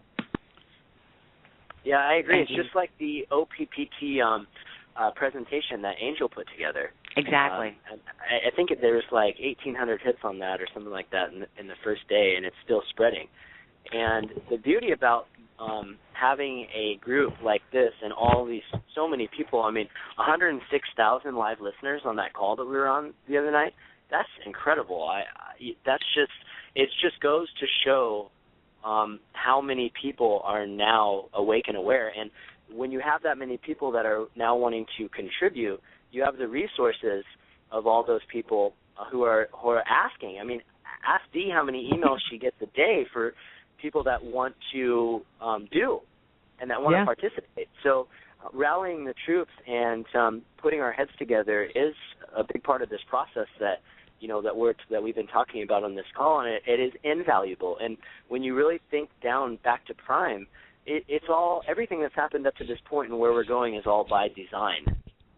So the more that you slip into the stillness of what is and follow your excitement, because when you're excited, you're the most in balance and in tune with your source energy within you, then that's the direction that you're supposed to be going. And that's what's the most exciting about where we are at in this process, because we feel, it seems like we're very far along, but really we're at just now scraping the surface of being just at the beginning.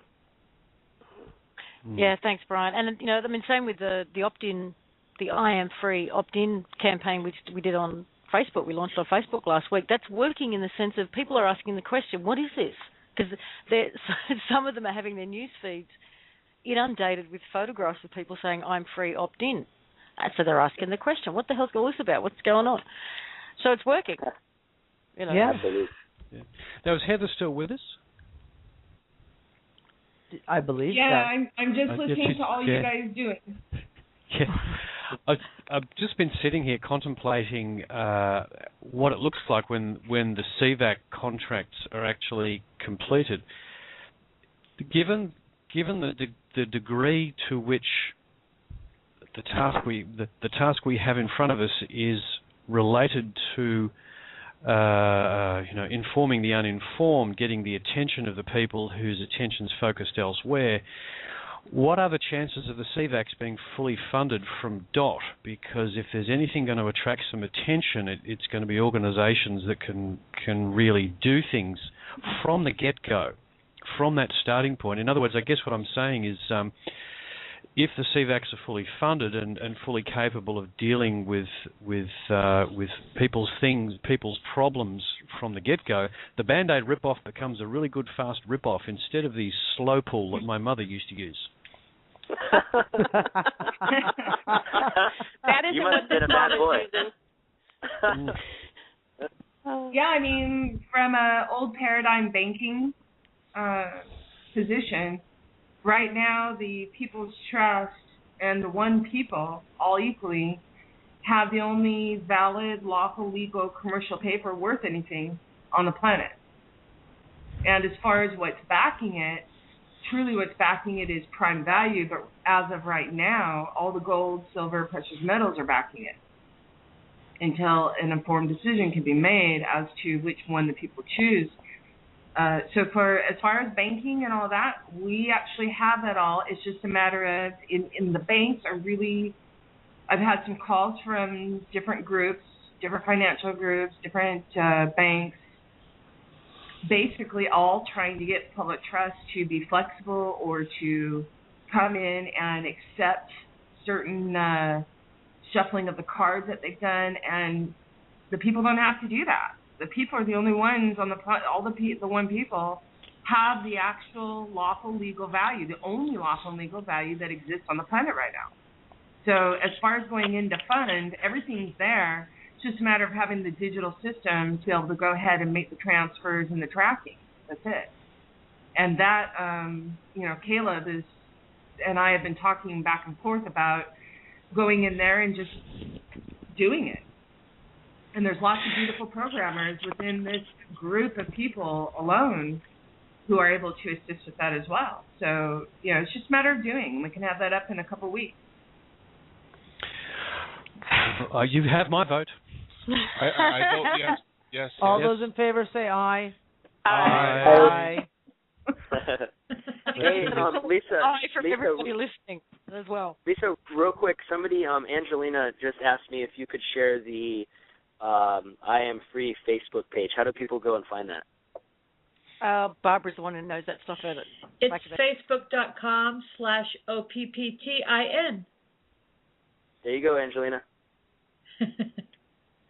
And tell Angelina, take a photograph. Add it to the group. I need to send mine in there. Yes, where yours is missing. AK's is missing. Oh, well, yeah, I guess I should send mine. I'm sorry, I'll do that tomorrow. Thank you. Oh, guys, I have to say thank you. This has been an amazing couple of hours. I've only got 8 minutes left, so I'll call out to Mum. Is Mum still with us? Have you got any words you'd like to leave us with, Lois?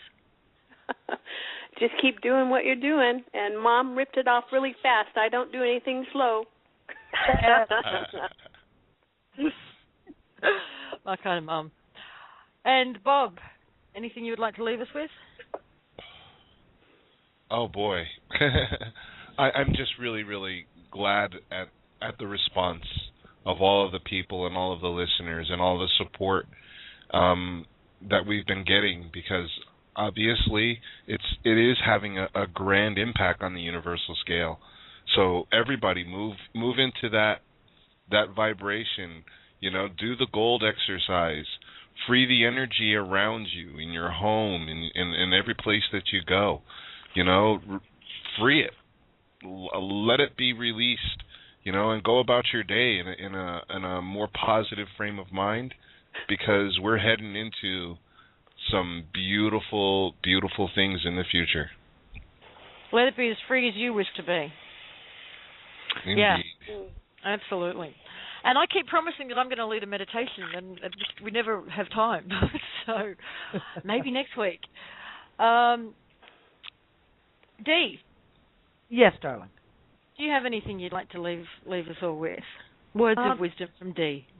Oh, I don't know what words of wisdom. It's a little late at night for that. They kick up the bubble, too. That's good. Yeah. Well, I'm all about pulling off Band-Aids real quick, and practical jokes. But we'll discuss that another time. I love your signs, Dee. What was that, darling? I love your signs that you were creating, Dee. They chuckled me. I know. I just wanted to make everyone happy for a few minutes. I just thought it was cute.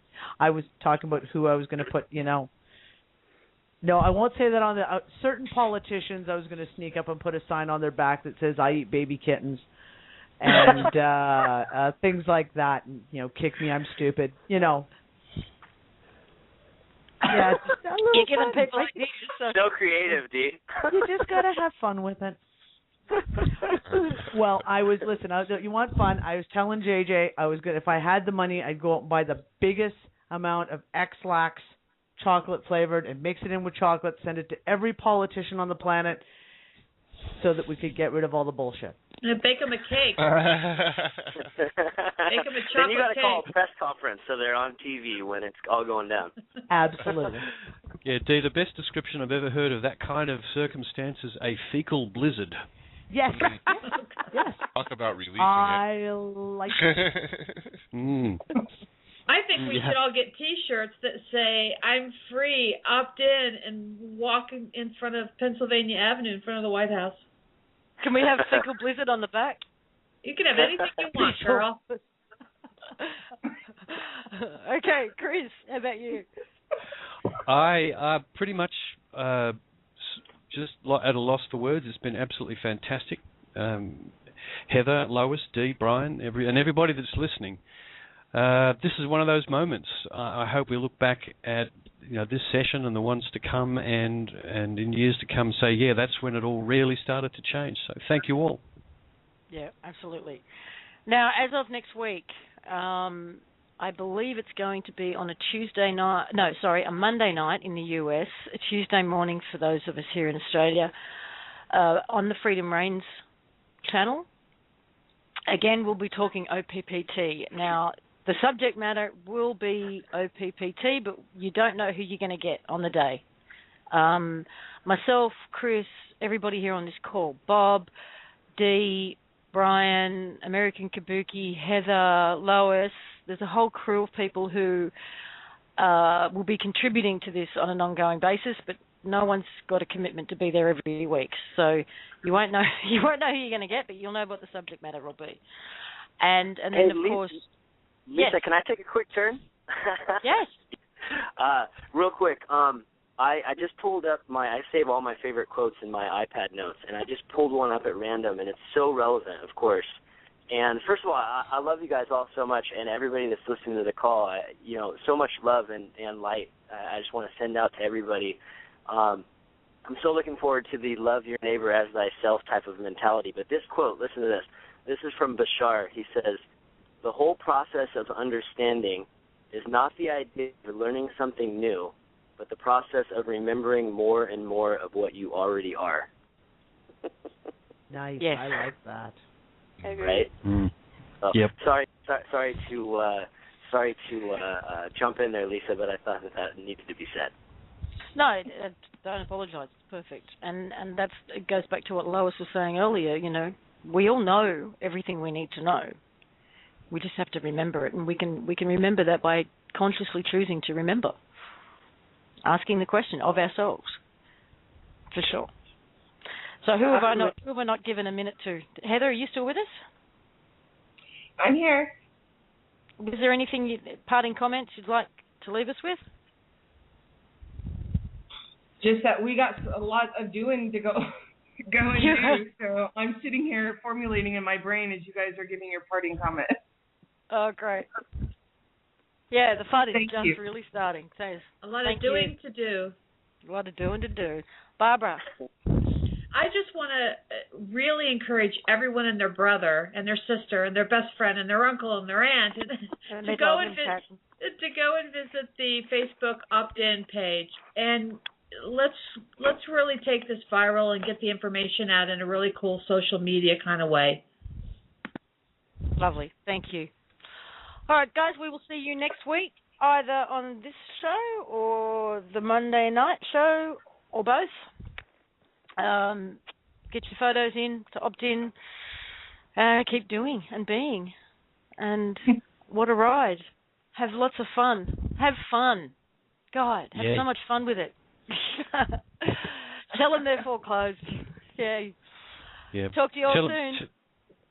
Bye. Talk to you later. Bye-bye. Bye, everyone. Go, Chris. Tell him what. Oh, tell him you're dealing with the trustee. They're foreclosed. Yeah, absolutely. Okay, we're going to go out with a song, Free Like Me. La, la, la, la, la, la, la, la, la.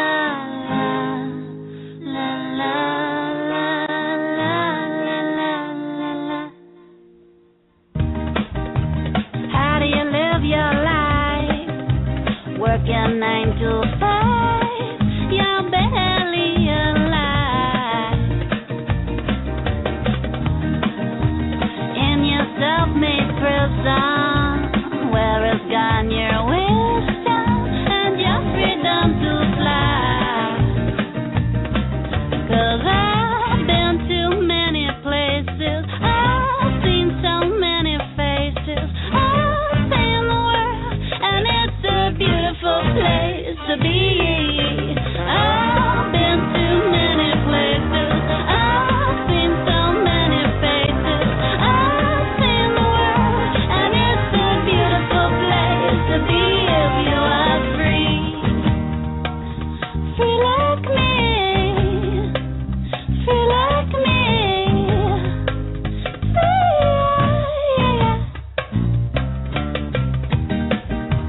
Go somewhere far away, somewhere they don't know, and you can find yourself again. Take that fearful step, take that fearful leap.